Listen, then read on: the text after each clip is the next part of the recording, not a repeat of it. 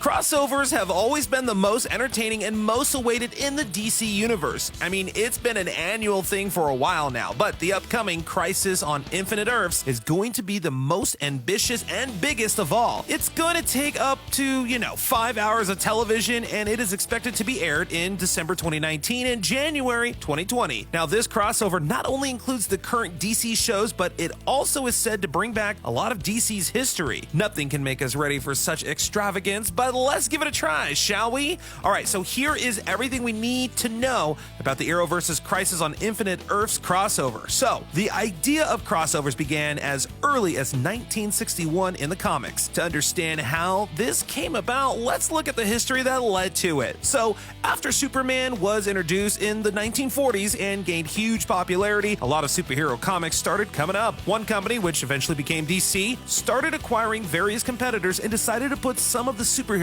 in the same book. The shared universe was created for the first time in comics by creating the Justice Society of America, or JSA. By the early 1950s, though, the popularity of superheroes collapsed, leading to the cancellation and publications of Golden Age versions of Flash and Green Lantern. Only a few comics that were consistently popular stayed in publication. Now, in the late 50s, DC decided to bring back some of those comic characters to life with a sci-fi twist, and this started the Silver Age and a different version of Flash. Notably, in this version, Barry Allen chose the name The Flash, and because he had read about Golden Age Flash when he was a kid.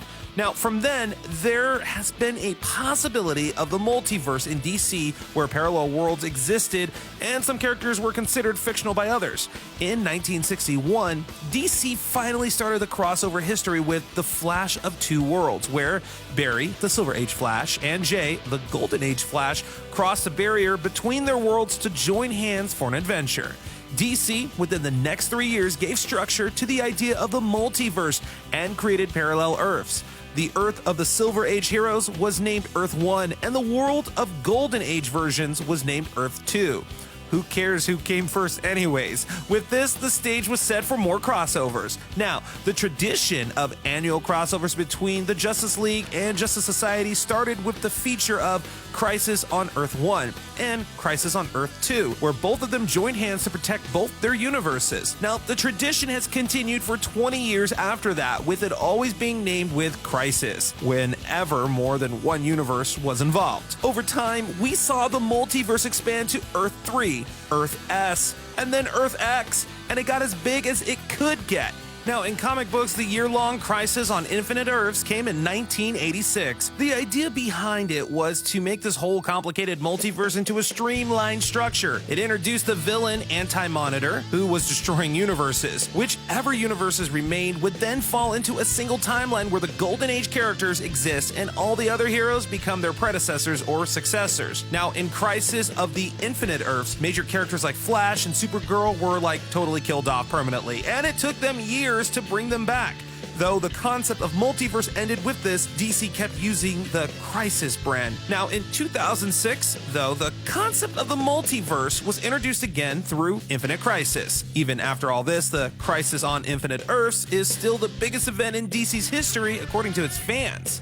Now, we need to know about this comic book history because the same tradition is followed in the TV version of the comics. The TV version also started with Arrow and the Flash as the beginning. Surprisingly, though, unlike its CW comic version Green Arrow, the show was successful enough to run for 8 seasons. Who would have thought? I mean, the Arrow universe, aka Arrowverse, expanded to Flash, which led to Legends of Tomorrow. Other DC characters like Supergirl were introduced by CBS, and Constantine was introduced by NBC, which eventually merged with the Arrowverse. Now, with multiple DC superheroes, the multiple shows, and multiple timelines, and the growing popularity of shared universe is meant only one thing: crossovers. Now, the tradition of comic book crossovers continued into the TV shows also, beginning with Ollie, Queen, and, Flash coming together in 2014. The crossovers got more intense when the Flash entered Supergirl's universe, aka Earth 38, in 2016. Following this was a 3-part crossover of Arrowverse and Supergirl crossovers called Invasion, and many more. And now let's fast forward to December 2018. The ambitious Elseworlds was launched, where crossovers ran through Green Arrow, Flash, and Supergirl. This focused on the post-Crisis period of the DC universe, with possible alternate realities and futures. The most interesting twist was the body swap between the Arrow and Flash, don't you think? I mean, the Elseworlds also introduced Batwoman to Arrowverse. On the show, Batwoman was Batman's cousin who took up a heroic identity